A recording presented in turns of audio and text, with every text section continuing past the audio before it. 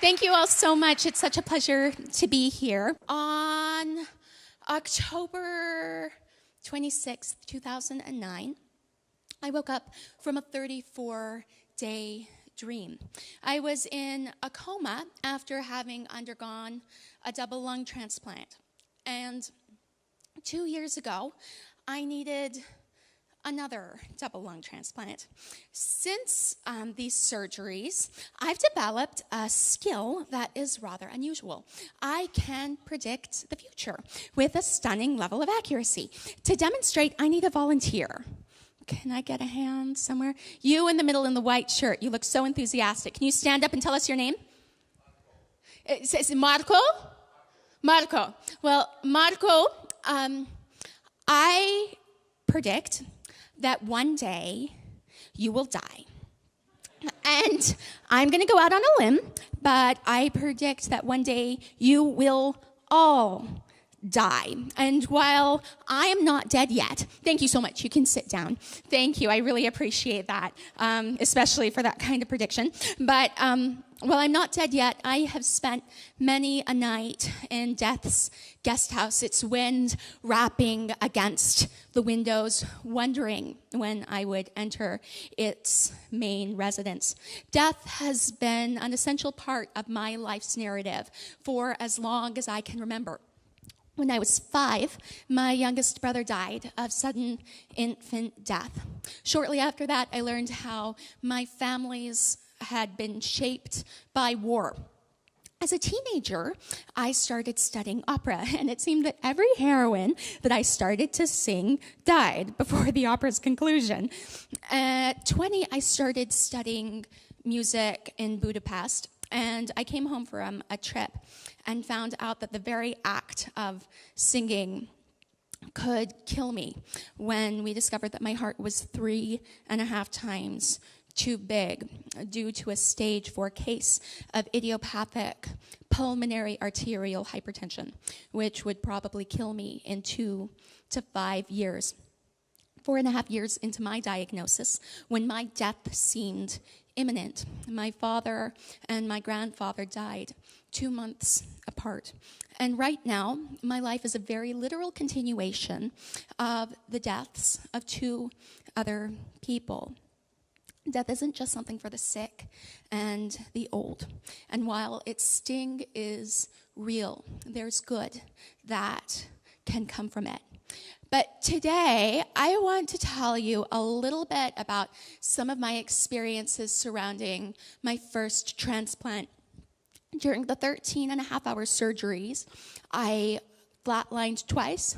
40 quarts of blood were infused into my body. I was on every form of life support available. And when my extremely skilled surgeon finally emerged from the operating room, he explained to my poor mother that it was too late and it was unlikely I would survive. For the next 2 weeks, they left my chest open. You could see my oversized heart beating inside. I was in a coma for the next month, and the truth is, balancing on mortality's blade isn't a bad place to gain a little cosmic understanding. Imagine your mind free from waking inhibitions for 530 minutes. It's like 396 feature-length films worth of dream reel. And while the specifics of my experience are unimportant, I feel that they shed valuable light on our collective moral and mortal existence. So today, I want to share 3 lessons and 3 stories that unfolded in a dream somewhere between this world and the next. I offer you 3 discourses of the undead. Lesson number 1, not everything that is terrifying is meaningful, but almost everything that is meaningful is terrifying. I was walking down a heavenly hallway when a trap door opened beneath me and I tumbled into a swampy, hellish inferno. It seemed endless and I was deeply confused when someone appeared and explained there had been a mistake. This wasn't my final destination. It wasn't supposed to be a passing one, and I would return to the mortal world. But the journey wouldn't be easy. In a flash, I began to ascend what I can only describe as a Jacob's ladder of vibrant silk scarves. It was beautiful and unlike anything my conscious mind could have ever comprehended.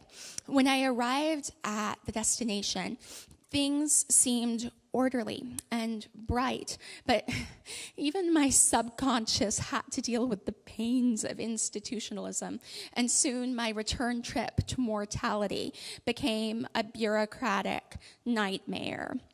As I tried to reason with life's gatekeepers, it seemed that all of heaven's management was busy, leaving me to sort out my future with an angelic pen pusher. When I woke up, I realized that birth, life, success, failure, love, practically everything and maybe anything of any lasting value has unexpected challenges. Some things seem pointless or utterly unfair. Other things are more frightening than anything we could have ever imagined. Even the most mundane aspects of life can be littered with peril. The first day of school, the first time you ask someone out on a date, your first job, your last job, love, marriage, commitment. Fear and nervousness are our default position when we face the unknown or that which is outside of our control. But we can navigate our fears, turning them towards meaningful progress and changing the course of ours and others' lives for good in the process. If we don't, we're at risk of becoming haters. And don't be a hater. The dystopian dream world that I returned to was a hot mess. Selfishness had caused widespread poverty. No one was spared. We were too economically entwined. we had assembled as a mass of people in some vast space, and it was a pretty rough and tumble crowd, but occasionally some brave or deluded soul would present an idea to the vast forum in hopes of helping us find a solution to the seeming impossibilities of the situation. Regardless of the merits or weaknesses of any proposal, each and every idea was met with a barrage of opposition and personal attacks. This process repeated itself over and over again as a small and vocal minority pushed our entire civilization deeper into crisis. In life, there are a lot of bad ideas. But if we don't have the creative and intellectual space to explore them, we will never make meaningful progress. Haters gonna hate, and critics are going to criticize. And there's a room for everything in society, including doubt. But too much criticism can overwhelm meaningful progress and force us backward in the process. So if you have a good idea, by all means, pitch it. But naysaying is an easy job, and there will always be angry, bitter, and negative people right there to back you up. Building something meaningful is difficult. So if you don't like a song, turn off the radio, download one that you do, or write a better one. If you don't like a policy, find one that you can support, or create one that others can support you in. But whining is often confused with activism, which it is not. So be active, not destructive. Be a maker, not a hater.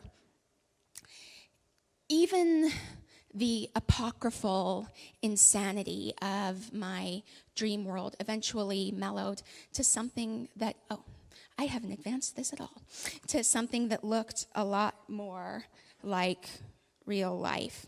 I returned to the ranks of the living, relearning how to sing. I began performing at opera houses I'd always dreamed of singing in, for major international events and for world leaders. In my dream, I got married and I had a family, and life was good when I began to reject my lungs. As the months progressed, my condition deteriorated. But even when the concerts had ended, the Klieg lights went dark and my voice was silenced. One thing continued. Even in a dream, as life slipped from my fingertips, I was enveloped by the one thing that is eternal: love. The fountain of youth exists in each of our bodies and souls in an inexhaustible supply. It doesn't take away pain. It often makes it more excruciating. But love is the one thing that allows us each to transcend death. We have sought immortality for as long as time has existed. We seek it in books and in bottles. We sell it everywhere that we can. But the only thing that allows us to transcend death and achieve some level of immortality is love. Love and hate reverberate through time and space, echoing into the eternities and shaping the cosmic trajectory of the universe. Sometimes our lives put these seemingly inexplicable events into motion. And sometimes it's death. I stand here before you because someone died, because of one person's final act of compassion, one family's choice of hope in the face of sorrow, because one individual chose to be an organ donor. I am incredibly fortunate, but if I reject these lungs and all transplanted organs are eventually rejected, it is incredibly unlikely I will receive another transplant. As we sit in this conference today, 18 people in the United States will die waiting for a transplant. This year, almost 10,000 more will die waiting for a match. And as I speak, over 100,000 Americans languish on lists that we have the ability to eliminate. Because while 90% of people say that they support organ donation, fewer than 40% of Americans are actually signed up as donors. And we do better in this country than we do in most other countries. I don't think this disconnect is caused because people are bad or because they're selfish. I don't think it's caused because of a misunderstanding of the medical process. I think it's because we are afraid of death. And who wouldn't be? While other taboos have been obliterated, death is an outlier that we are either unwilling or unable to talk about in a meaningful way. We're obsessed with gore, sex, and violence, but we can't discuss death in polite company. And that unwillingness to engage in a conversation is having devastating cultural, social, and economic impacts on our society. At some point, we have each worshipped at the altar of youth, success, and wealth, excommunicating death from our discourse, hoping that if we do, it will pass over to the next house. But no matter how hard we try to avoid it, death is an essential part of life. And our desire to extend life doesn't mean that we can't be at peace with death. It's almost divine that when we've taken our last breath and are incapable of taking our next one, that we have the ability to give someone else their life back. When we finally come to peace with death, we will start living lives worth dying for. And that process can start right now. I promise you this, you're going to die.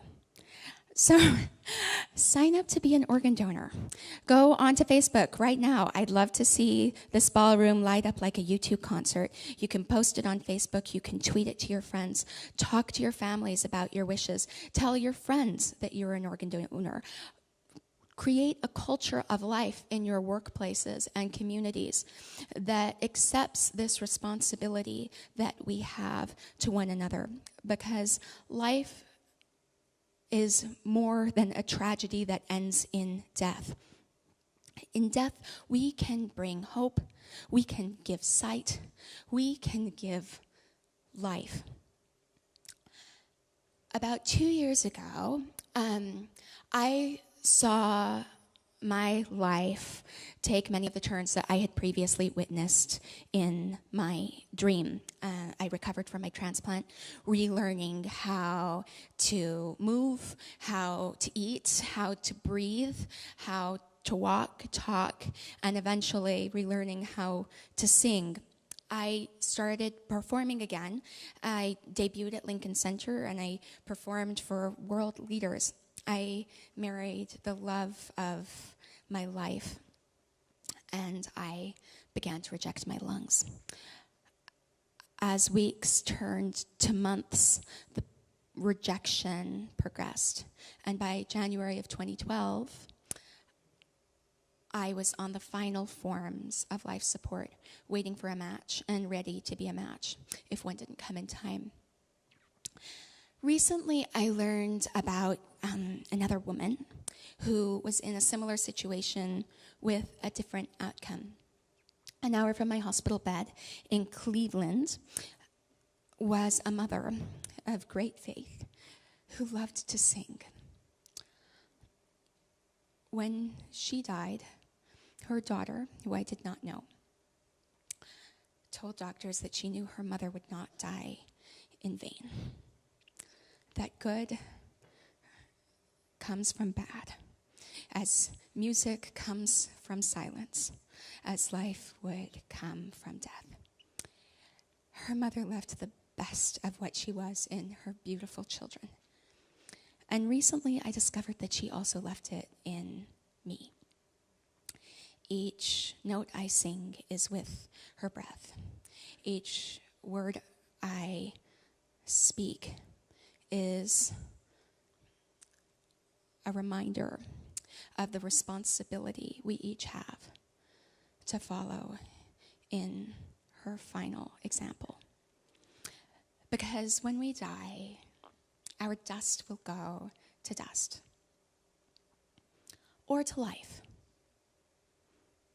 But this time, you control the wind. Thank you.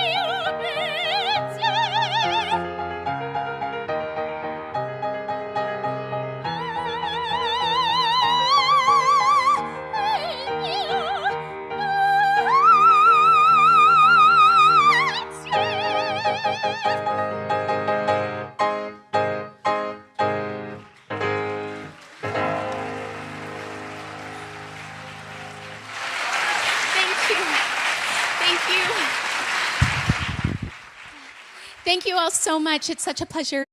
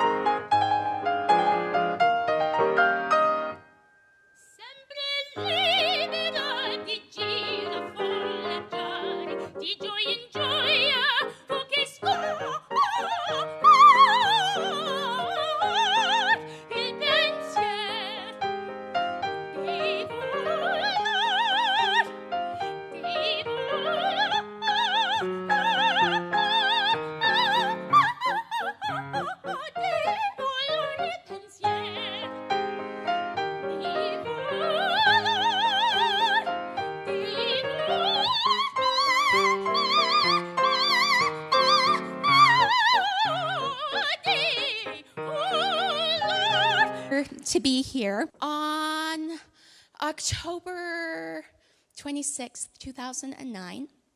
I woke up from a 34-day dream. I was in a coma after having undergone a double lung transplant. And 2 years ago, I needed another double lung transplant. Since these surgeries, I've developed a skill that is rather unusual. I can predict the future with a stunning level of accuracy. To demonstrate